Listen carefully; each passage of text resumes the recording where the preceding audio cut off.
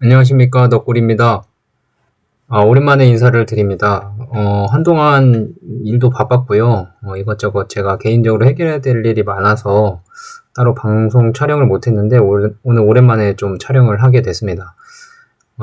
개인적인 일은 어느 정도 마무리가 좀 됐고, 향후에 또 꾸준히 올려보려고 노력은 하는데요. 이게 참 쉽지 않네요. 이게 개인적인 일을 하면서 찍으려다 보니까 시간 내기가 참 쉽지 않은 면이 있습니다. 많이 기다리셨을 텐데 구독자분들께는 죄송하고 앞으로는 조금씩이라도 더 촬영을 해보도록 노력을 할게요. 대신 오늘은 조금 더 길게 한번 말씀을 드리려고 해요. 지난 2월 24일 날 NH투자증권에서 한승현 애널리스트님이 한올바이오파마 리포트를 올려주셨습니다. 이걸 오늘 처음부터 끝까지 한번 쫙 읽어볼 건데요. 요즘 최근에 이제 알제넥스, 경쟁사인 알제넥스의 비브가르트 PFS 제형, 그러니까 자가주사가 가능한 제형이 FDA 승인을 올해 4월에 대기를 하고 있죠. 그것 때문인지 이뮤노반트 주가도 많이 빠지고 한올도 주가가 그렇게 큰 힘을 받지 못하고 있는 상황이고요. 트럼프가 대통령 된 이후로 현재 지금 미국이 경기 침체가 오면서 물가는 계속 오르고 금리도 떨어질 기미가 안 보이고 하기 때문에 바이오주 전반적으로 투심이 그렇게 좋은 편은 아닌 것 같아요. 그래서 임상 결과가 기대되는 알테오젠이나 이런저런 올릭스는 기술 수출을 했죠. 그런 모멘텀이 있는 바이오 주식들을 제외하고 모멘텀이 없는 바이오 회사들은 많은 하락폭을 키우고 있는데요. 이게 단지 만약에 기업의 펀더멘털에 관한 이슈라면 주가가 떨어지는 게 맞지만 매크로적인 이슈로 떨어지는 거라면 추가 매수 기회가 또 될 수도 있을 것 같습니다. 한올바이오파마 측면에서 보면 제가 충분히 말씀드렸었는데 지난 영상들 보시면 꾸준히 말씀드렸던 것 중에 하나가 시계열이 길다는 겁니다. 이게 신약이 단기간에 이렇게 나오는 게 아니고요. 임상 결과에 따라서 또는 경쟁 환경에 따라서 또는 시장 진입 시기에 따라서 그 약품이 얼마나 자리를 잡고 잘 팔리느냐 이게 중요한데 한올바이오파마 약품 또한 글로벌 경쟁사가 있고 한올이 조금 늦게 진입한 면이 없지 않아 있기 때문에 그런 면들에서 주가가 많이 빠지고 있는 것 같고요. 이제 한올이 주목을 해야 될 게 뭐냐면 사실 글로벌 임상 확장이 가장 중요한 한 해가 될 것 같아요. 그러니까 지금 최근에 보면 그런 경쟁사인 알제넥스의 비브가르트 PFS 제형이나 향후에 그 펜형 주사기죠. 그러니까 자가 주사기인데 자동 주사기로 개발이 되는 그런 면이나 했을 때 한올의 그 가장 강력한 그런 이점이었던 집에서 자가주사를 유일하게 놓을 수 있다는 점이 점점 희석이 되고 있는 것 같은데, 그게 만약에 희석이 되더라도 향후에는 무슨 경쟁력이 있을까? 이뮤노반트라는 회사의 기술 수출을 하고 임상이 진행되고 있음에도 주가가 많이 빠지고, 이뮤노반트도 주가가 많이 빠졌잖아요. 그러면 알제넥스에 비해서 어떤 경쟁력이 있을까라는 점에 주목을 좀 해야 될 것 같은데요. 이게 주식이라는 게 경쟁사의 약물이 지속적으로 개발이 되고 있으면 당연히 영향을 받겠죠. 근데 나중에 차별점에서 어드밴테이지가 있다면 경쟁사에 비해 약물 효능이 좋거나 경쟁사가 진입하지 못하는 시장에 미리 진입을 하거나 아니면 미리 진입을 했는데 경쟁사가 아예 진입도 못하는 시장이 생겨버리면 또 독점이 가능한 시장들이 또 나올 수 있거든요. 그거는 미래의 일이기 때문에 아무도 모르기 때문에 섣불리 말씀드리긴 힘들지만 그런 점들이 있다면 충분히 투자할 수 있는 가치가 있는 회사가 되지 않을까 싶고요. 한올바이오파마의 주가에는 지금 많은 것들이 반영이 되고 있습니다. 지금 한승현 애널리스트님께서 써주신 이 보고서에 따르면 많은 불확실성이 껴 있는데요. 그만큼 주가가 많이 반영이 되어 있는 상황이에요. 이런 불안한 심리가. 그렇기 때문에 정말 이 불안한 심리대로 만약에 이뮤노반트의 임상이 그렇게 기대치보다 높지 않더라도 주가의 방향은 크게 왔다 갔다 안 할 수도 있습니다. 물론 단기간에 출렁일 수는 있어요. 투심이 많이 약화된 상황에서 왜냐하면 매수세가 많이 지금 없기 때문에 그 매수 물량이 없는 상황에서는 조금만 팔아도 주가가 많이 하락을 하거든요. 그런 수급적인 이슈가 있어서 단기간에 출렁일 수는 있지만 그 출렁임이 대세 하락으로까지 갈 거냐? 또 그건 아니다예요. 왜냐하면 이뮤노반트나 한올이나 같은 약물에서 임상을 진행하는데 이 약물이 그 질병 하나만 타겟하고 있으면 경쟁 약물에 밀리면 당연히 대세 하락이 될 수밖에 없죠. 다른 파이프라인이 없지 않은 이상. 근데 다들 아시다시피 자가면역 질환 치료제를 개발하고 있는 약물로서 다른 자가면역 질환으로 충분히 확장이 가능한 상황이거든요. FcRn 저해제라는 그 기전은 어느 정도 생물학적 그 유효성이 증명이 되어 있는 약물이기 때문에 충분히 글로벌 임상을 진행하면서 질병 확장력이 가능하기 때문에 한 임상 하나 실패했다 그래서 주가가 살짝 출렁이더라도 대세 하락까지는 절대 안 갈 것 같다는 게 제 생각입니다. 물론 투자는 각자 개인이 판단하셔서 하셔야겠지만 이건 자그마한 제 생각이고요. 이제 읽어보겠습니다. 한번 쭉 읽어보시면 한번 천천히 한번 읽어볼게요.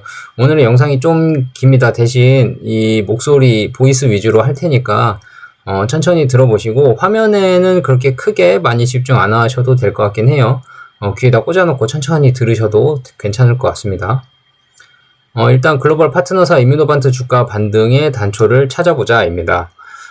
이뮤노반트 주가가 23년 4분기 140, IMVT 140이 일상 발표 이후에 꾸준히 하락하고 있다.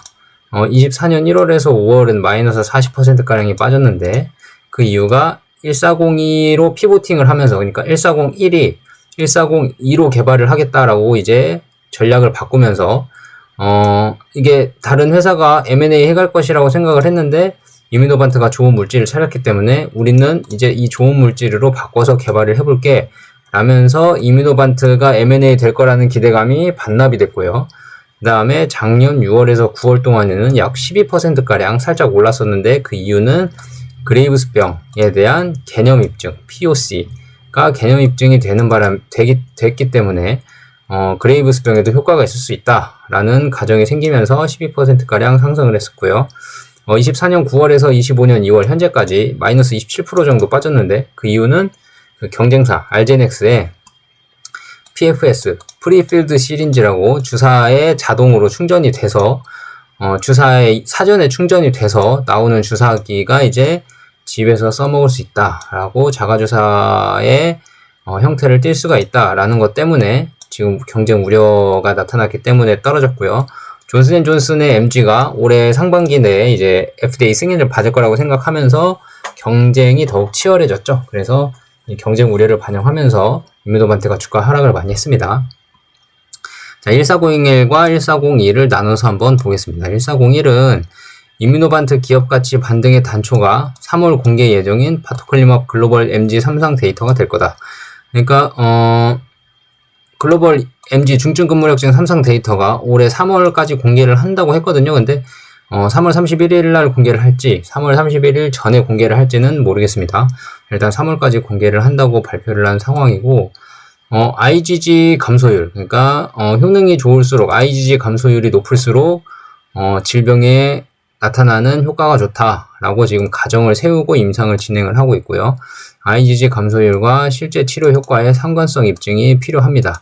그 말은 무슨 말이냐면 일단은 기본적으로 아셔야 될 게 존슨앤존슨과 알제넥스는 이미 FcRn 치료제, FcRn 저해제로서 이제 자가면역 질환 치료제를 개발 중인데 MG라는 중증 근무력증이라는 질병에서는 알제넥스도 그렇고 존슨앤존슨도 그렇고 IgG 감소율과 질병의 효능이 비례하게 나타난다. 그러니까 IgG가 감소를 많이 하면 할수록 MG 중증 근무력증의 효능은 더 좋게 나타난다라고 이미 증명이 돼 있습니다. 이미 증명이 돼 있는데 일단 한올의 약물도 그런 이미 증명이 된 것들을 똑같이 따라갈 수 있느냐라는 게 치료 효과의 상관성을 입증이 필요하다고 이렇게 표현을 하셨고요.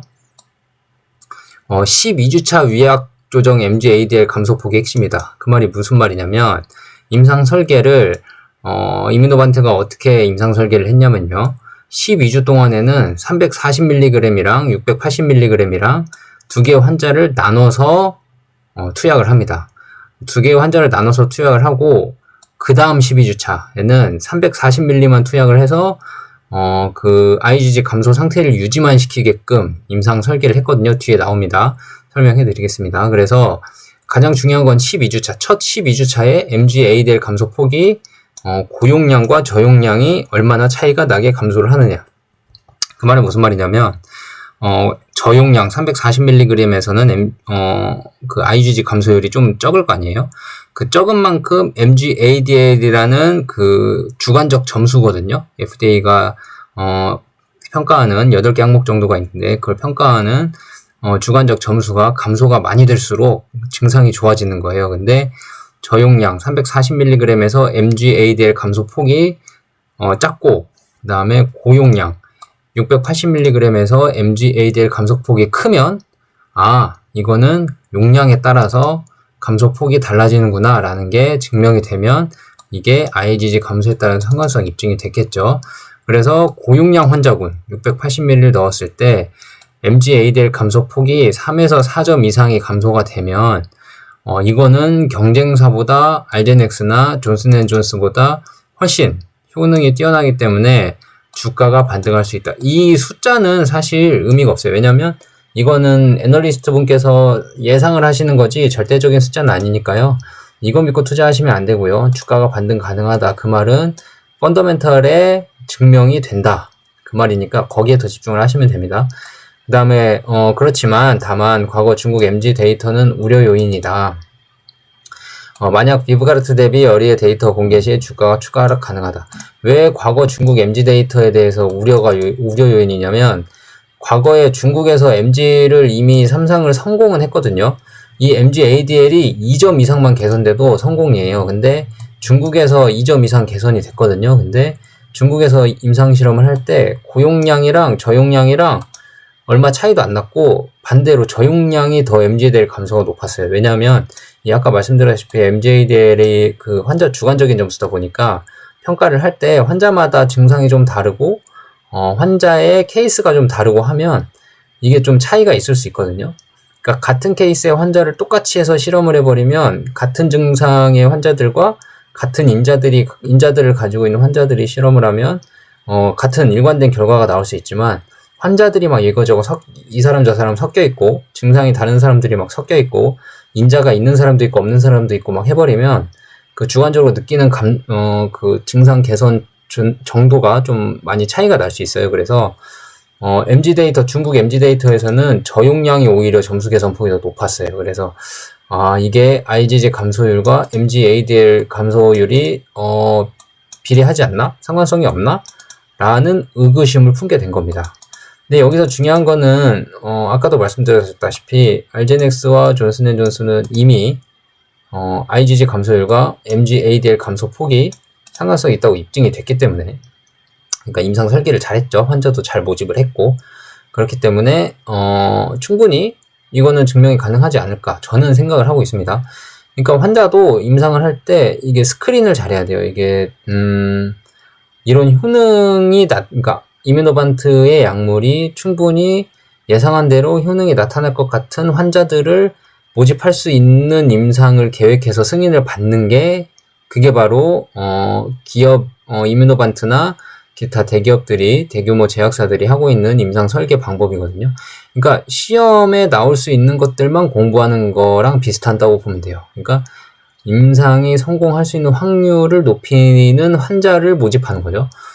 그래서 성공을 하게 된 약들인데 이뮤노반트도 지금 그렇게 아마 아마가 아니죠.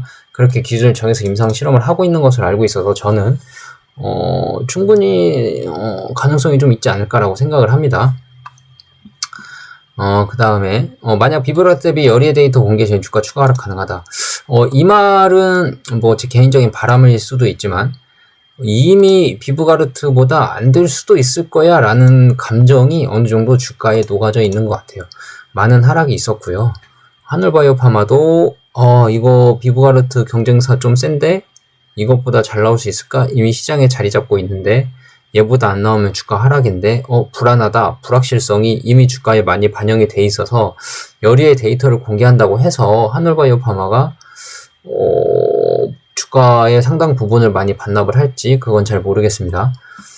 그 다음에 1402번을 보겠습니다. 두 개의 피보탈 임상, 피보탈 임상이 이제 임상 승인 전 임상이거든요.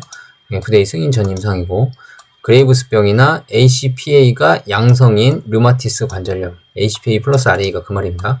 ACPA 인자가 양성인 류마티스 관절염 환자에 대해서 임상을 개시를 했고요. 이르면 내년 상반기 중간 데이터 발표가 예상됩니다. 한편 올해 JP모건 헬스케어에서 1402 이미 오토인젝터, 1402가 이미 오토인젝터, 그러니까 자가주사죠. 집에서 자가주사를 자동으로, 얘는 자동으로 그냥 사람이 손으로 드는 게 아니라 그냥 샤프처럼 뚝딱 한번 누르면은 주사 바늘이 나와서 자동으로 약물을 주입하고, 약물이 주입이 다 되면 자동으로 빠지는, 그게 오토인젝터거든요. 그 빕소웨이트라고 하는데 개발이 지금 됐다고 소통을 했고요. 제형이나 안정성 측면에서 비브가르트와 동등하거나 적응증과 유효성 차별화가 기대된다. 그러니까 제형 안정성 측면이라는 건 비브가르트도 지금 여기 그 PFS, 자가주사가 가능한 PFS를 개발을 하고 있고, 얘네가 27년도에 똑같이 오토 인젝터로 개발을 다 마친다고 했거든요. 그러니까 향후에 제형은 차이가 없을 거고, 안정성도 둘 다 1402도 그렇고 알제닉스도 그렇고 알부민 감소 이슈가 없기 때문에 안정성 측면도 비브가르트랑 동등해질 거다. 그러니까 1402는 적응증과 유효성이 차별화가 있어야 나중에 승산이 있다라고 나와 있는 겁니다. 다음은 한올바이오파마 올해 논 이뮤노반트로 주목. 그러니까 무슨 말이냐면 한올바이오파마 주가가 이뮤노반트가 아닌 다른 것을 트리거로 올라갈 수도 있다. 그 말입니다.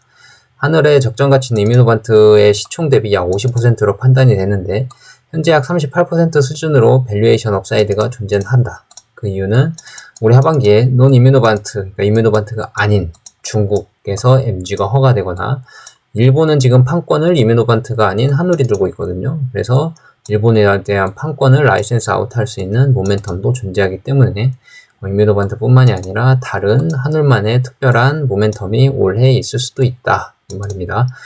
참고로 중국 허가는 올해 6월쯤 아마 승인이 날 걸로 예상이 되고, 얘는 이미 임상 3상 결과에서 유효성을 입증이 됐기 때문에 큰 이변이 없으면 아마 허가가 될 것 같아요.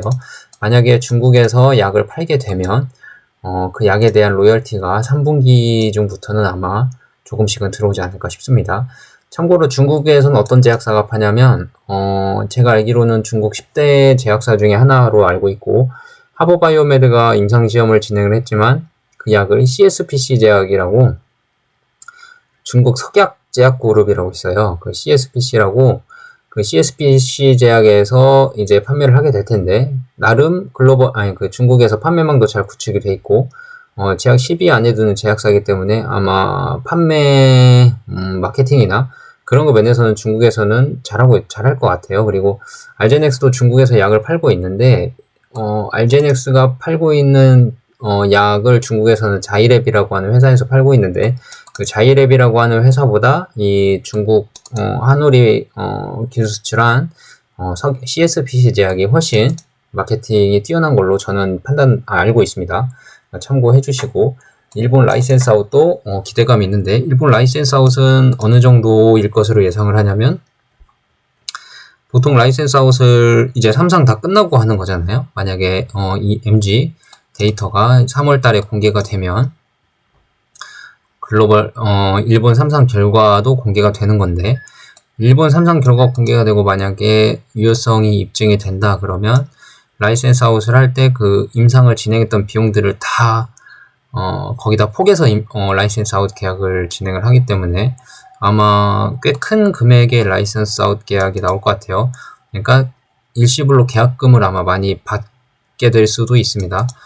꾸준한 매출 로열티는 이제 어느 제약회사와 파는지에 대해서 중요하긴 하지만, 당장에 들어올 현금은 일단 계약금이 커질 수 있다. 승인을 했을 때를 얘기하는 겁니다.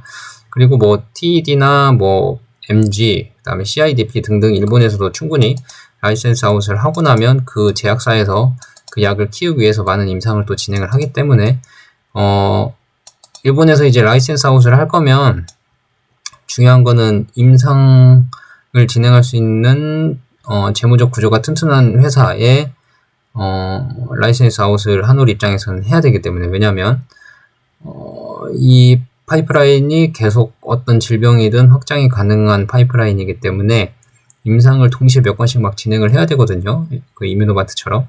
그러려면 자본력이 어느 정도 있어야 되고요. 꾸준히 팔고 있는 약들이 있어서 꾸준히 현금 흐름이 나오는 제약사여야 이 약물에 대한 임상을 계속 진행을 할 수 있습니다. 그래서 일본에 있는 대규모 제약사 쪽에 라이센스 아웃을 하려고 노력을 하지 않을까라고 생각을 하고, 일본 제약사 입장에서도 만약에 삼상 승인이 돼버리면, 삼상 승인된 약물을 가져오고 추가로 확장 가능한 약물이라면 충분히 큰 돈을 주고 사갈 만한 이유도 있죠. 왜냐하면 현금 흐름이 계속 나올 수 있는 약이기 때문에. 그래서 충분히 기대를 하고 있습니다. 아마 일본 라이센스 아웃은 올해 안에 되지 않을까라고 저는 개인적으로 생각을 해요. 왜냐하면 한올 입장에서는 판권을, 일본 판권을 계속 들고 있을 이유가 없거든요. 그러니까 MG 3상을 마치면 바로 상품화가 될 수 있는데, 그거를 한올이 그냥 계속 들고만 있기에는 너무 시간이 아깝고, 일본에도 약을 팔 수 있는 기회가 있다면 충분히 팔아야 되는데, 한올 입장에서는 마케팅 역량이 일본에는 없기 때문에 일본의 대규모 제약사의 라이센스 아웃을 할 수밖에 없는 상황인 것 같고, 일본사에서도 그거를 사와서 라이센스 인을 해서 판 다음에 현금 흐름이 계속 나올 수 있기 때문에 굳이 안 할 이유도 없는 거죠. 그러니까 올해 안에는 나오지 않을까라고 생각을 하고 있습니다. 그러니까 한올 주가가 많이 떨어졌다고 해서 여러분들이 실망을 할 수밖에 없겠지만, 이런 불확실성들이 다 담겨 있는 거예요, 주가에.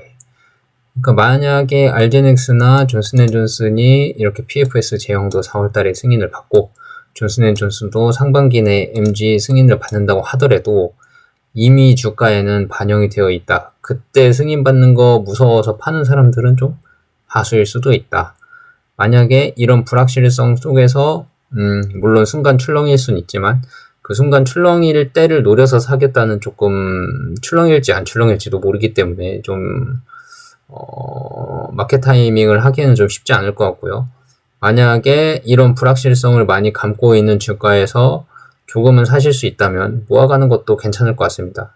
시계열이 장기적이고 이뮤노반트나 한올이나 이 파이프라인이 이거 하나로, MG 하나로 끝나는 게 아니기 때문에 장기적으로 봤을 땐 충분히 승산이 있거든요. 물론 뭐 4, 5년이 걸릴 수도 있지만, 크게 큰 돈이 아니고 여윳돈이 있으신 분이거나 아니면 꾸준히 그냥 나는 한 달에 얼마씩 모아갈 거야 라고 천천히 모아가시는 분들은 시간이 약이니까요. 지금 이런 불확실성이 잔뜩 껴있을 때 한번 불확실성이 거치면 이제 또 걷잡을 수 없이 또 상승의 장이 나올 수도 있거든요. 뭐 물론 모르는 거지만, 일단은 이런 불확실성이 껴있을 때 불안해 하시는 것보다는 그거는 이제 글로벌 임상 결과는 이미 다 됐을 거고요. 이미 주사위는 던져졌을 겁니다. 근데 주가에는 반영을 하고 있는 중이니까 천천히 생각을 하셔도 될 것 같아요. 그래서 쭉 내려보시면 이런 건 다 건너뛸게요. 이런 거는 뭐 펀더멘털적인 것들이 아니고, 일단 농협 NH투자증권에서 뭐 자체적으로 분석하는 것들이기 때문에 일단 패스하고요. 주가 추이를 천천히 한번 읽어보겠습니다. 한올바이오파마의 글로벌 파트너사 이뮤노반트는 2024년 1월부터 2025년 2월 19일까지 마이너스 51% 판타작 났죠. 보여주고 있다. 이는 전체 안티-FcRn 산업 이슈보다는 이뮤노반트 자체 데이터 모멘텀이 부재했고, M&A 인수합병 프리미엄이 붙어 있었는데 그게 제거됐고, 알제넥스나 존슨앤존슨 같은 경쟁이 심화됐기 때문이다. 이뮤노반트의 주가는 23년 10월부터 12월까지 110% 정도 올랐는데, 그 이유가 이제 부작용이 없는 1402가 일상을 성공을 하면서 베스트 클래스 FcRn 계열 내에서 최고의 클래스가 될 거다라는 잠재력이 확인됐기 때문에 주가가 2배 이상 뛰었고요. 24년 1월부터 5월까지는 40%가 빠졌는데, 1401이 아닌, 부작용이 있는 1401이 아닌 1402로 전략을 피보팅 바꾸면서 단기 M&A 인수합병 될 거라는 기대감이 이제 하락을 했고, 이제 임상을 여러 개 진행을 해야 될 거 아니에요. 1402가 좋은 약이니까. 그래서 임상 진행하려면 돈이 필요하죠. 자본 조달을 많이 해야 되니까 이뮤노반트 입장에서는 자본 조달 가능성이 대두되면서 지분 가치 희석이 우려가 됐겠죠. 근데 이 자본 조달은 사실 한올이랑 상관이 없는 게 이뮤노반트 자체 이슈입니다. 돈은 지들이 알아서 벌어서 아니면 지들이 알아서 투자를 받아서 진행을 임상을 해야 되는 상황이기 때문에 한올 입장에서는 지들이 돈을 어디서 구해오든 얼마를 구해오든 중요하지 않죠. 임상만 잘 진행되면 돼요. 근데 그 임상이 지금 10개까지 내년 26년까지 10개를 확장을 한다니까 이뮤노반트 입장에서는 자본 조달을 자꾸 하면 이제 지분가치 희석 때문에 주가가 하락할 수 있지만 한올 입장에서는 자본 조달이 잘 된다는 거는 그만큼 제약사들이 이 신약의 가치를 좋게 보고 투자를 한다는 거니까 오히려 좋은 호재일 수도 있습니다. 따로 생각을 해야 돼요, 이거는. 다음에 3번 24년 6월부터 9월까지 12%가 올랐는데 그 이유가 1401 부작용이 있는 물질이지만 그레이브스병에서 EA상 그러니까 임상적 효능을 확인하면서 신규 적응증이 개척될 수 있다라는 기대감을 또 갖게 됐고요. 24년 9월에서 25년 2월까지는 27%가량이 빠졌는데 1402 부작용이 없는 약에 대한 적응증을 공개했음에도 불구하고 알제넥스에서 PFS형 프리필드 시린지 주사기에 미리 약물이 주입되어 나와 있는 주사기 제형, 그러니까 집에서 자가주사를 할 수 있는 제형이 25년 4월에 FDA 허가가 예상이 되어 있고 존슨앤존스 MG 중증 근무력증도 25년 상반기, 올해 상반기에 FDA 승인을 앞두고 있기 때문에 이게 지금 경쟁사 때문에 마이너스 27%가 하락이 됐다고 판단을 하고 있고 또한 1401 MG3상을 앞두고 4.5억 달러를 투자를 유치하면 주가가 조정돼. 이 말이 무슨 말이냐면 1401을 MG3상이 성공이 되는지 안 되는지도 모르고 일단 투자를 한 거면 MG3상에 대한 결과가 불확실하고 안 될 수도 있으니 미리 한 거 아니냐라는 불안감에 주가가 추가 조정된 거예요. 그때 타이밍에 투자를 받는 바람에. 근데 사실 회사 입장에서는 이때 투자를 받는 게 맞죠. 이게 뭐 되고 안 되고는 회사 입장에서도 FDA의 결과를 받아야 되기 때문에 모르겠지만 아무튼 미리 하는 게 맞긴 맞는 것 같아요. 일단 저희 입장에서는 미리 투자 받아서 임상 진행에 무리가 없다는 것 자체는 잘한 것 같고요. 자꾸 긍정적으로 생각을 해 주셔야 투자를 할 수가 있습니다. 그 다음에 밑에 보시면 현재 이뮤노반트 주가에는 경쟁 심화 우려가 이미 반영이 되었다. 경쟁사 이벤트 이뮤노반트의 주가 큰 하락은 가능성은 다소 제한적으로 판단한다. 그 말이 무슨 말이냐면 이미 많이 빠졌다는 거예요. 이런저런 얘기가 다 들어가서. 그러니까 주가, 자본 조달, 뭐 MG3상 앞두고 투자 유치 이런 재무적인 것도 마찬가지고 펀더멘탈적인 거, 경쟁사면인 거 지금 다 반영되고 있어서 주가가 많이 빠졌다는 겁니다. 그 말은 무슨 말이냐면 악재란 악재는 다 때려 맞았다. 지금. 그래서 조그만한 호재가 나와도 금방 반등을 할 수 있다. 그 호재가 뭐냐면 이제 MG3상 데이터가 올해 나오잖아요. 이 3상 데이터가 트리거가 될 수 있다. 이 말입니다. 이차를 보시면 한올바이오파마 기업 가치는 이뮤노반트와 논 이뮤노반트로 구분이 가능하다. 아까 위에서 말씀 다 드렸죠. 한올바이오파마는 올해 하반기 논 이뮤노반트에 대한 성과를 기대할 수 있어 이뮤노반트 대비 상대적으로 좋은 주가 흐름을 보여줄 수 있다. 다만 이뮤노반트의 주가 움직임에 따라 한올바이오파마 기업 가치가 중장기적으로는 동행한다는 점을 고려했을 때는 이뮤노반트의 향후 반등 가능성에 대한 파악이 중요하다. 그러니까 이 말이 맞기도 하고 좀 틀린 말일 수도 있는 게 이게 좀 애널리스트 분들이 쓰시는 것도 물론 저보다 훨씬 전문가시고 열심히 생각하시고 쓰시지만 좀 동의를 안 할 수 있는 부분이 있을 수 있죠. 개인적으로 저는 개인적으로 느끼는 부분은 중장기 동행한다는 말은 맞는데 이게 이뮤노반트가 갖고 있는 한올바이오파마 FcRn 물질에 대한 그 펀더멘털에 따라가는 거지 사실 주가가 다 따라가지는 않을 수 있거든요. 왜냐하면 아까 위에서 말씀드린 것처럼 이뮤노반트가 자금 조달한 것들 이런 것들 때문에 주가가 빠진 거는 이뮤노반트 주가가 빠지는 거지 한올 주가가 빠질 필요가 없거든요. 사실 이거는 한올만의 이슈가 아니잖아요. 이뮤노반트만의 이슈지. 그러니까 이뮤노반트 자본 조달 성공하면 사실 한올은 좋은 거예요. 이게 뭐 임상을 계속 진행을 할 수가 있는 거니까. 그러니까 뭐 주가가 장기적으로 뭐 이런 기업 가치, 그러니까 주가 희석 같은 자본 조달 같은 이슈를 빼고 펀더멘탈적으로는 중장기 동행을 하겠죠. 근데 항상 같이 가지는 않는다. 그러니까 뭐 예를 들어서 한 달 동안 10% 올랐으면 이뮤노반트가 10% 올랐으면 한올도 10% 올라야 되고 뭐 이런 건 아니다. 하지만 방향성은 동일하다. 그 말이신 것 같긴 해요. 자, 밑에 계속 읽어보시면 25년 이뮤노반트는 1401 바토클리맙 임상 데이터 발표 및 1402 적응증 공개가 예정되어 있다. 그러니까 이미 1402 부작용 없는 거는 ACAP 양성인 환자 류마티스 관절염과 그레이브스병으로 임상 이상을 게시를 했고 추가로 세계적응증, 중증근무력증이나 CIDP 등을 임상 IND 승인을 획득했다. 그러니까 총 지금 5개 획득을 했거든요. 5개 임상 승인 획득을 했고 그거를 아마 3월 31일에 적응증 공개를 다 할 거예요. 아마 이게 어떤 것들이 있는지. 지금 그러니까 정리를 하면 1402는 이 류마티스랑 그레이브스병 임상을 진행하고 있고요. 나머지 3개는 이제 3월 31일에 공개를 할 겁니다. 3월 31일 무슨 날이냐면 이 바토클리마비 MG 3상 데이터 결과가 나오는 날이거든요. 그러니까 이때 기업가치 트리거가 되겠죠.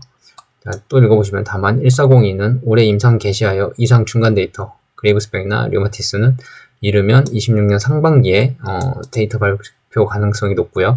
그러니까 올해는 이거에 대한 모멘텀이 그래도 부재한 거죠. 1402는 이 데이터 무게가 떨어지지만 기존 1401의 임상 후기 데이터 MG나 TED나 CIDP나 그레이브스에 주목이 필요하다. 특히 이뮤노반트 기업 가치의 반등의 단초는 1402의 긍정이 감상되니까 그러니까 1402는 데이터가 부재하지만 올해 데이터 모멘텀은 부재하지만 1401로 1402를 가늠할 수 있어서 1401의 데이터가 곧 1402가 될 거기 때문에 올해 모멘텀 중에서는 1401 데이터들이 가장 중요할 것이다 라고 쓰여 있습니다. 그러니까 1401 첫 3상 데이터로 올해 3월 31일까지 MG 데이터 발표가 예정이 되어 있습니다. 유사한 항체 구조 및 PD 데이터를 보았을 때 1401 임상 성공은 곧 1402 잠재력까지 기대가 가능하죠. 아까 위에서 말씀드린 것처럼 특히 안티-FcRn 핵심 기전인 IgG 감소율과 실제 임상적 치료 효능과의 상관관계를 증명할 수 있다는 점에 주목이 필요하다. 후술하겠지만 올해 3월 글로벌 MG 중증 근무력증 적응증 결과에 따라 이뮤노반트 주가는 반등할 수 있는 시나리오가 있다라고 쓰여져 있습니다. 여긴 타임라인인데요. 한번 쭉 보시고 여기 보시면 1401은 중증 근무력증과 이 CIDP가 올해 25년 1분기에 3월 31일까지 얼마 안 남았죠. 데이터 발표가 예상돼 있고 갑상선 암병증은 올해 하반기에 3상 결과가 예상이 됩니다. 그 다음에 그레이브스병, GD 그레이브스병에서는 이 A상을 성공을 했는데 그 결과 이후에 장기 관해 결과, 그러니까 이게 6월로 공지가 된 것 같거든요. 올해 6월에 이상 성공한 이후에 환자들이 어떻게 관해율을 유지를 하고 있는지에 대한 데이터가 추가로 발표를 할 것 같아요. 그 다음에 중국 하버바이오메드가 CSPC 제약의 서브 라이센스 아웃을 다시 단행을 했죠. 그러니까 판권은 이 CSPC가 들고 있는 겁니다. 뭐 보시면 중증 근무력증은 중국 허가 예정 올해 6월경으로 아마 예정이 돼 있는 것 같아요. 그 다음에 갑상선 암병증 2, 3상 동시에 진행 중이고요. CIDP는 2상을 준비 중입니다. ITP는 2상에 성공을 했고요. 3상을 아마 곧 시작을 할 것 같아요. 그 다음에 이제 한올바이오파마가 아시아 EX 차이나, 그러니까 중국을 제외한 아시아를 한올바이오파마가 판권을 들고 있는데 일본 3상을 MG, TED 둘 다 동시에 진행을 하고 있고요. 이번 3월 31일에 이뮤노반트가 MG 3상 데이터를 공개를 하면 일본 데이터도 공개가 되는 것과 마찬가지일 텐데 이 일본 데이터가 성공을 하게 되면 라이센스 아웃을 아마 진행을 하게 될 것 같습니다. 그 다음에 여기 1402번을 한번 볼까요? 아시아를 제외한 글로벌 판권을 이제 이뮤노반트가 들고 있는데요. 그레이브스병에 대해서는 이제 허가용 임상을 개시를 했죠. 12월에. 불용성 류마티스 관계자는 허가용 임상을 개시를 합니다. 3월달에. 이번에 이제 됐겠죠.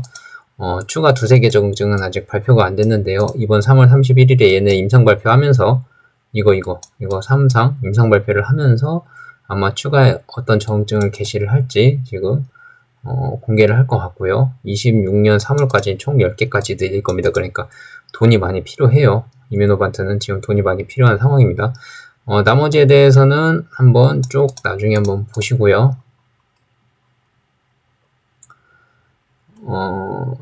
밑에 내용을 보시면 올해 3월 바토클리맙 1401의 글로벌 MG 중증 근무력증 3상 데이터가 공개될 예정입니다. 비록 1402 피보팅 전략에 따라 기존 바토클리맙으로 신약 출시는 하지 않겠지만 해당 데이터에 주목이 필요한 이유는 안티-FcRn의 베스트 인 클래스 잠재력을 다시 한번 확인할 수 있다는 점이다. 그러니까 1401을 상업화 바토클리맙이 성공을 한다고 해도 이 약을 신약으로 출시할 거냐? 그러진 않을 겁니다. 1402가 있기 때문에. 그래서 출시는 하지 않겠지만 단 중요한 거는 얘네가 승리를 하면 얘도 승리를 할 거라니까 미리 땡겨서 주가에 반영을 할 거라 이거죠. 이뮤노반트는 IgG 감소율과 임상적 유효성과 높은 상관성을 기본을 가설로 채택을 하고 임상을 진행을 하고 있고 가장 높은 IgG 감소율을 보여준 IMT1450, 그러니까 경쟁사 대비 가장 높은 거예요. 그러니까 효능이 가장 좋을 수 있다고 가설을 세운 거죠. 베스트 인 클래스 잠재력을 통한 신규 정책 확장이 투자 핵심 포인트다. 이게 지금 하늘바이오파마 약물의 모든 가치를 얘기를 해주고 있는 것 같습니다. 다만 경쟁사인 알제넥스나 존슨앤존슨나 UCB에서 중증 근무력증 임상에서 IgG 감소율과 주평가 지표의 상관성이 일관성 있게 나타나지 않았으며 이에 이뮤노반트 물질이 실제 임상적 효능에서도 베스트 인 클래스를 보여줄 수 있는지가 중요하다. 근데 이게 알제넥스랑 존슨앤존슨은 감소율이 일관성 있게 나타났어요. 상관성이 나타났고 이게 사람의 주관적인 환경이기 때문에 그리고 환자의 임상 스크리닝에 대한 차이이기 때문에 어떤 결과가 나올지는 이제 까봐야 아는 게 맞긴 맞죠. 맞긴 맞는데 어느 정도 가설에 대한 증명이 어느 정도 돼 있기 때문에 일관성 있게 나타나지 않았던 것, 모든 환자들에 대해서 그렇게 나타나지 않았던 거지. 알제넥스나 존슨앤존슨이 임상을 한 것도 어느 정도 IgG 감소에 따라서 점수가 개선이 되게끔 나타난 것들이 있어요. 그래서 이것도 이뮤노반트도 좀 까봐야 될 것 같습니다. 좀 까봐야 되고 다음 2번 바토클리맙 MG3상은 피리어드 1, 2로 구성이 되어 있고 피리어드 1 12주 차에는 340과 680으로 나눠서 임상을 진행을 했고 치료의 효과 MG-ADL 점수 감소 극대화를 목표로 했고요. 피리어드 2 24주 차는 유지요법으로 340mg만 투여를 했습니다. 반응이 유지가 목표였고요. 참고로 주평가 지표는 MG-ADL은 질환의 환자의 일상 기능에 영향을 미치는 주관적 점수라서 환자가 느끼는 바에 따라서 점수를 매기는 거라 개인마다 차이가 있을 수 있습니다. 카테고리 총 8개로 구분해서 0에서 3점으로 체크가 가능한데 안티-FcRn 경쟁 약물들의 등록 임상 환자 프로파일을 보면 초기 MG-ADL 점수는 평균 8.1에서 9.4점으로 바토클리맙 등록 환자군 역시 8점에서 9점으로 예상이 됩니다. 보통 2점만 개선돼도 임상적으로 유의미하다고 평가를 하는데 특히 4점 이상 개선되면 고무적인 결과를 해석이 가능합니다. 밑에 삼성을 보시면 이거는 그림 아까 위에 설명된 거 그림이니까요. 넘어가겠습니다. 이번 1401 MG 삼성 데이터는 기대감과 동시에 우려도 높은 상황입니다. 이는 중국 바토클리맙에 대한 애매한 데이터 결과에 기인한다. 과거 하늘바이오파마는 바토클리맙 물질을 중국 하버바이오메드에도 기술 수출을 하였으며 중국 바토클리맙 MG 이상에서 6주차 위약조정 MG-ADL 주평가 지표가 저용량 340mg에서는 2.5점 감소했는데 고용량임에도 불구하고 2.2점 감소로 좀 줄었죠. 그러니까 오히려 고용량보다 저용량에서 더 우수한 MG-ADL 감소 효과가 관측이 된 거예요. 그러니까 이게 IgG는 얘가 많이 떨어졌을 텐데 왜 점수는 얘가 더 많이 감소했을까? 이런 의문점이 남은 겁니다. 두 용량 간 MG-ADL 간의 차이가 거의 나지 않았지만 이중 맹검 기간 동안 두 용량 간 IgG 감소율 6주차 기준 57%, 71% 약 15% 차이가 있었다. 그러니까 57에서 71%까지 이런 차이가 있었음에도 왜 점수가 이렇게 나왔냐 이거예요. 그러니까 일관되지 않게 나온 것들이 조금 위험한 부분이 있다 이거죠. 그러니까 중국 바토클리맙의 애매한 데이터 결과가 이 내용입니다. 요약해보면 중국 바토클리맙 MG 임상에서 IgG 감소율과 MG-ADL 상관관계가 관측되지 않았으며 이에 경쟁 약물 비브가르트 대비로도 낮은 MG-ADL 감소율을 보여주었다. 그러니까 비브가르트가 마이너스 3점이 떨어졌는데 얘네는 2.5점, 2.2점 이상에서 떨어졌기 때문에 이게 좀 차이가 있었고요. 이뮤노반트는 중국 MG에서 임상에서 680ml IgG 감소율 71%로 글로벌 바토클리맙 고용량 70-80%더 낮음을 주목했다. 그러니까 이뮤노반트에서는 중국에서 임상한 걸 어떻게 봤냐면 680mg을 투여했을 때 IgG 감소율이 71%밖에 안 됐다. 근데 이뮤노반트가 미국에서 글로벌 임상을 할 때는 바토클리맙이 70에서 80%가 감소했거든요. 680ml 넣었을 때. 그러니까 상대적으로 중국이 71%밖에 감소 안 했으면 IgG 감소폭이 더 적은 거예요. 그래서 이뮤노반트에서는 왜 우린 70, 80 줄었는데 너네는 71밖에 안 줄었어? 이거 뭐 환자 설계 잘못한 거 아니야? 그래서 환자 주관적 평가 지표 데이터 노이즈, 모수가 너무 작았다. 그 다음에 ACHR 양성 환자 비중이 너무 적었다. 중국에서. 그 다음에 생산 시설, 그러니까 이런 임상 시약을 생산하는 생산 시설의 차이가 있을 수 있지만 이게 이거다라고 판단을 하기에는 좀 애매한 면들이 많다. 그러니까 이뮤노반트에서는 이런저런 이유 때문에 그러지 않을까라고 고민은 하고 있지만 이뮤노반트 입장에서는 그러니까 한올 입장에서는 조금 애매한 데이터는 맞긴 해요. 근데 이제 제가 봤을 때는 스크리닝 문제가 가장 큰 것 같아요. 약물의 뭐 생산 능력 뭐 이런 것도 있을 수 있지만 스크리닝 능력도 있을 것 같고 한번 지켜봐야겠죠. 그래서 이뮤노반트 경영진 가이던스는 이번 MG 3상에서 12주차, 24주차 모두 공개 예정인데 핵심은 12주차 MG-ADL 데이터이다. 이뮤노반트 경영진은 바토클리맙 340mg가 경쟁 약물 알제넥스와 유사한 효과, 그러니까 저용량을 넣었을 때 알제넥스랑 비슷한 효과를 기대를 하고 있고 680mg, 그러니까 용량을 2배로 늘렸을 때는 최소 10% 이상의 유효성, 그러니까 340mg 넣은 것보다 10% 이상 더 좋아질 거다라고 차이를 경영진에서는 기대를 하고 있어요. 그래서 참고로 존슨앤존슨의 니포칼리맙과 유시벨 리스티고는 각각 IVSC 인피션 제형으로 30분 투여를 해야 되고 편의성 측면에서 떨어지기 때문에 사실상 알제넥스 비브가르트 하이트룰로가 주요 경쟁 약물이다. 그러니까 유시비나 존슨앤존슨은 경쟁이 될 수 없다. 편의성 측면에서 이미 뒤쳐져 있죠. 다만 IgG 감소율을 고려했을 때 당사는 바토클리맙 340mg MG-ADL 감소율은 비브가르트보다 하이를 예상, 그러니까 좀 보수적으로 생각하신 거예요. 얘네는 자기 약물이니까 좀 세게 생각을 한 거고요. NH투자증권은 340mg가 IgG 감소율이 비브가르트보다 뭐 조금 더 낮거든요. 그러니까 340의 효능이 좀 떨어져요. 그러니까 이건 좀 객관적으로 보신 것 같아요. 340mg 넣었을 때는 하회를 예상하고 680mg 넣었던 거는 소폭 위력 더 높을 거다라고 판단을 하고 있습니다. 그러니까 이게 중요해요. 그것보다 높게 나오는 거는. 이거는 이제 잘 나왔을 때, 이거는 평타 쳤을 때, 안 좋았을 때 건데 사실 셋 다 지금 얘는 되면 잭팟이고요. 얘 되면 아마 많이 오를 겁니다. 얘 되면 금방 따라라락 오를 거고 얘는 얘만 돼도 뭐 비슷할 것 같아요. 좀 더 오르거나 떨어지지 않겠죠. 근데 얘 3번으로 최악의 시나리오가 나와도 주가가 25% 추가 하락도 가능하다고 돼 있는데 사실 지금도 많이 하락을 해 있는 상황이라서 더 하락은 할 수 있지만 이거는 예상일 뿐이죠. 사실 얼마나 더 떨어질지 모르겠지만 아마 이게 제가 봤을 때는 아예 모멘텀이 없으면 이렇게 떨어질 수도 있는데 추가적인 모멘텀들이 아직 많이 남아있기 때문에 확장성이 있잖아요, 약물이. 그래서 뭐 마이너스 25%까지 떨어질까는 잘 모르겠습니다, 저는. 제가 워낙 한올 찬티라서 그런지 객관적으로 한번 주주님들께서도 판단을 좀 해보시고 이거 보시면 여기 나와 있는 게 이게 다 약물의 차이예요. 근데 임상 단계에서 아니다. 환자군을 볼까요? 비브가르트는 ACHR 양성 환자가 129명이었고요. 그 다음에 한올, 바토클리맙, 이뮤노반트는 지금 131명인데 이게 지금 몇 명으로까지인지는 지금 안 나왔잖아요. 그죠? 동시에 만족을 한 건지 한번 이거는 확인을 해봐야 될 것 같습니다. 네, 이게 이제 MG-ADL 점수인데요. 마이너스 4.5점 최대.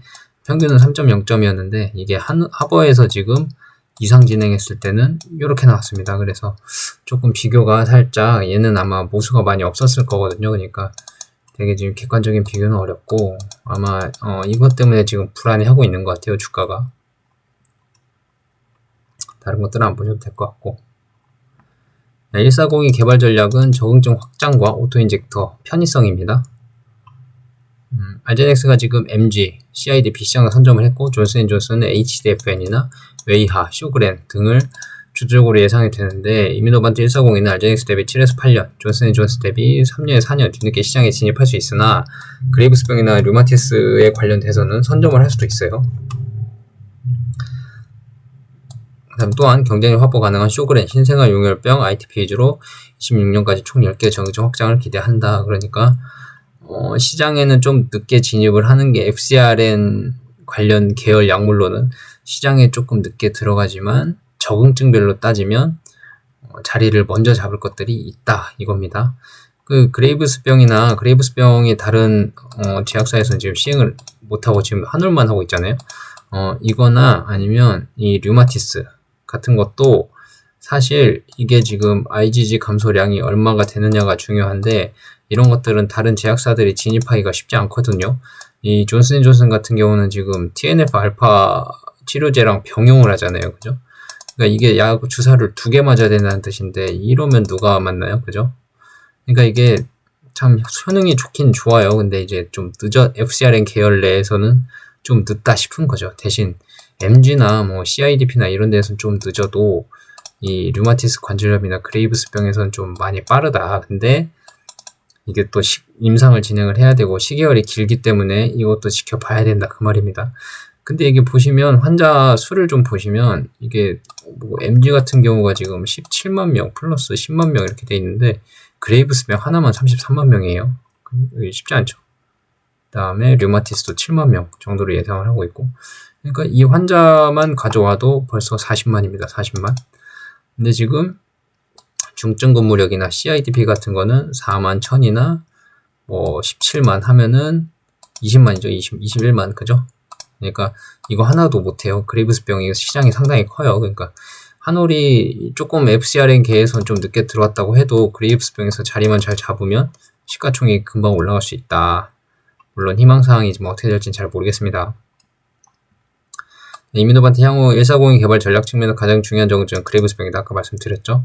작년 12월 임상 이상을 개시를 했고 종료일이 28년 6월입니다. 이거는 클리니컬 트라이얼즈에 들어가면 이렇게 나와 있습니다. ATD 치료에도 항상 갑상선 약물입니다. ATD 치료에도 하이퍼스테로이드가 존재하는 환자 240명을 모집을 해서 주평가 지표는 26주차에 ATD 프리 항갑상선제를 안 넣고 노멀라이즈 T3T4 TSH 비율 그러니까 평소에 T3T4 TSH 비율이 정상인지 부평가 지표는 52주차 데이터에서 컷오프 예정이다.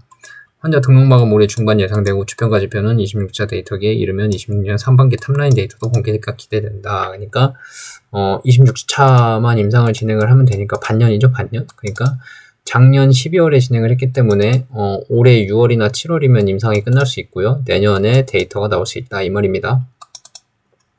빠르면 올해 말도 가능한데 뭐 데이터 분석도 해야 돼서 아마 그러긴 쉽지 않을 것 같고요. 내년 상반기가 맞는 것 같긴 해요. 이민호반트 140이 측면 가장 큰 모멘텀이 될 것이다. 왜냐면 시장의 가치가 워낙 크고 이 자체가 허가용 임상이기 때문에 그러니까 내년 상반기에 데이터가 공개가 됐는데 성공했다. 그러면 기업 가치가 많이 올라갈 수 있죠. 그러니까 지금 흔들리는 게 사실 뭐 아주 밑에서 흔들리는 거일 수도 있어요. 나중에 올라가기 시작하면. 한편 올해 초 이민호반트는 바토클리맙 그레이브스병 임상 2회 이상 데이터를 추가로 계획한 업데이트 리스폰스 오프 ATD 6개월 유지 데이터를 올해 6월에 공개할 예정이다. 그러니까 바토클리맙으로 1401 부작용이 있는 걸로 그레이브스병 임상 2회 이상을 시작을 했는데 성공을 했어요. 성공을 한 이후에 추가 데이터를 공개를 할 건데 관해율 6개월 유지를 했을 때 이 사람들이 어떻게 잘 살아가고 있는지 병이 재발을 했는지 아니면 괜찮은 상태로 유지를 하는지 6월에 데이터를 공개할 예정인데 해당 데이터를 공개를 하면 이 바토클리맙이나 140이나 원리는 비슷하기 때문에 140이 그레이브스병 기대감을 높여주죠. 그죠? 그럼 이 기대감이 높아진다는 거예요. 그죠? 내년 상반기에 공개될 예정인 이 기대감을 높아주기 때문에 이민호반트 주가 측면에서는 상승 모멘텀이 충분히 될 수 있죠. 이 시장이 크니까. 그래서 그레이브스병 치료 핵심은 갑상선 항진 상태에 도달할 뿐만 아니라 이를 유지할 수 있음을 유지할 수 있음을 보여주겠다는 거예요. 6월달에. 그러니까 이 공개를 한다고 했는데 데이터가 이것도 공개가 돼봐야 할 것 같습니다. 1402에서도 기존 그레이브스병 바토클리맙의 680과 346년간의 ATD 프리 및 로버티를 20% 차이 재현 시에 다른 FcRn 치료제 유의별을 고생. 그러니까 1402에서도 바토클리맙에 했던 것처럼 똑같이 나온다면 바토클리맙 효과가 좋았으니까요. 근데 이게 똑같이 1402에서 나온다면 다른 FcRn 치료제 유입이 어려울 거니까 독점 시장이 가능할 수 있다. 라는 말이죠. 근데 이것만 독점해도 뭐 엄청난 거죠. 추가로 다른 질병들도 충분히 확장이 가능합니다. 그러니까 지켜봐야 되고요.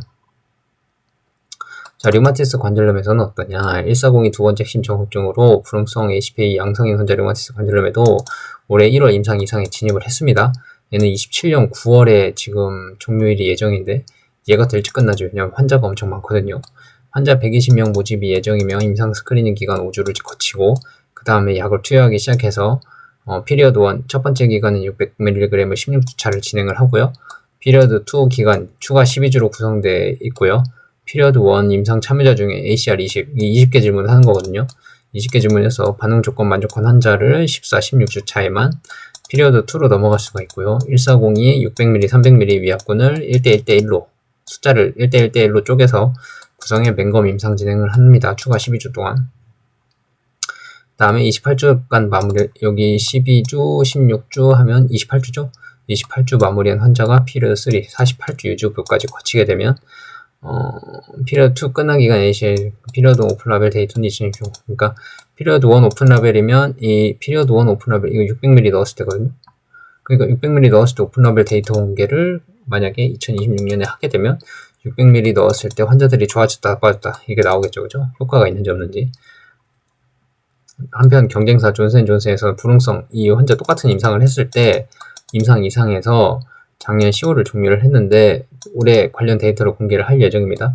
주평가지표가 다스28 CRP 이것도 다스28이 28개 항목을 물어보고 CRP 염증 정도를 물어보는 거거든요.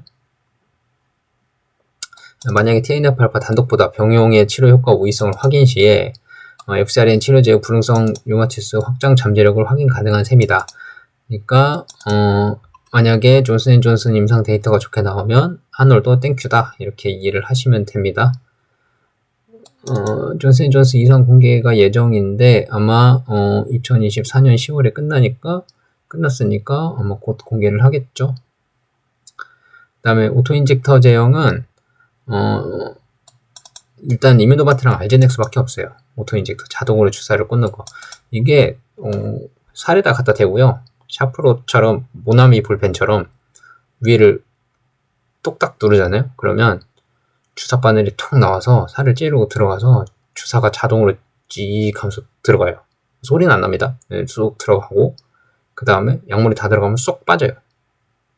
그래서 기계 안에서 주사 바늘이 들어갔다 나오기 때문에 주사 바늘이 보이지도 않아요. 그냥 쓱 들어갔다 나오고 주사 바늘이 없는 것처럼 나와요. 그러니까 환자들이 거부감이 덜 하죠. 근데 그 비브가르트 알제넥스가 만든 PFS 제형은 이렇게 주사 바늘이 다 보이거든요. 그래서 주사 바늘이 엄청 커요. 그림 보면 제가 그림을 나중에 찾아서 보여드리겠습니다. 주사 바늘이 엄청 크고 환자가 되게 힘들어요. 그게 맞으려면 거부감이 엄청 세기 때문에. 그래서 PFS 제형으로 승인이 된다고 해도 뭐 물론 집에서 맞으려면 편하게 맞을 수 있겠지만 이게 알제넥스가 그것보다 이뮤노반트께 출시가 되면 훨씬 경쟁력이 있지 않을까. 물론 데이터가 더 좋으면 금상첨화겠지만 아무튼 그렇습니다. 알제넥스는 4월 10일 이전에 PFS 제형 FDA 승인이 예정이 되어 있고 이는 기여가 된 MG와 CRDP 및 추가 임상을 통해 확장될 것으로 예상된다. 기존 비브가르트 하이드로는 미국의 지역의 자가투가 허가를 받았는데 미국에서는 불가됐고요. 할로자인과 공동 개발해서 환자 20초 자가투여간 PFS 미국 허가 시에 추가 성장 동력이 될 것이 예상된다. 오토인젝터 개발 계획도 공개됐다. 그러니까 이 PFS 제형은 출시된다고 보셔야 돼요. 이거는 이미 거의 제가 알기로는 알제넥스에서 그런 기본적인 데이터는 다 확보를 했다고 발표를 한 걸로 알고 있기 때문에 출시가 된다고 보셔야 되고 시장에서는 이미 출시됐다고 하고 반응을 하고 있는 거예요. 많은 주가에 반영이 있었습니다. 다만 바토클리마브는 PFS 제형으로 개발되고 있었으며 이뮤노반트는 이번 JP모건 헬스케어 컨퍼런스에서 140이 5건 임상은 최종 상용화 제품 형태인 오토인젝터 개발 중으로 밝혀졌다. 즉 비브가르트와 달리 브릿지 연구의 애초가 불필요하다. 그러니까 이 PFS를 넘어서 오토인젝터로 개발을 하려면 PFS 나온 다음에 그다음에 오토인젝터를 개발을 이어갈 수가 있거든요. 그러니까 그걸 브릿지 연구라고 하는데 이뮤노반트는 이미 오토인젝터를 했기 때문에 이 PFS를 거쳤다가는 브릿지 연구가 필요가 없는 거죠.